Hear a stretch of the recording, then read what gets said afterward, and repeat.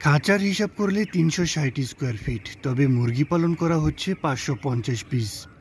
৩৬০ square feet খাঁচায় ৫৫০ piece মুরগি এই খামারিরা পালন করছে। আমি পরোক্ষভাবে এই খামারের সাথে জড়িত। এই খামারে আমি বাচ্চা এবং ফিড দিয়ে থাকি। আজকে এই খামারিদেরকে আমি নিজেই হেল্প করছি। এই খামারিরা সরাসরি এই নেটের উপরেই ব্রুডিং করে থাকে। ব্রুডিংয়ে ৪টি ১০০ ওয়াটের বাল্ব ব্যবহার করা হয় এবং মুরগি বড় হওয়ার সাথে সাথে প্রত্যেকটি খোপে মুরগিগুলোকে স্থানান্তর করা হয়। এই খামারে একদিন বয়স থেকেই বাচ্চাগুলো নিপল ড্রিঙ্কার থেকে পানি খেতে শুরু করে। আর এই খামারিদের ব্রুডিং কস্ট খুবই কম। মাত্র একটা ওষুধ, যার দাম ৬০০ টাকা। ৬০০ টাকার ১০০ গ্রামের একটা ওষুধেই তারা ব্রুডিং করে থাকে।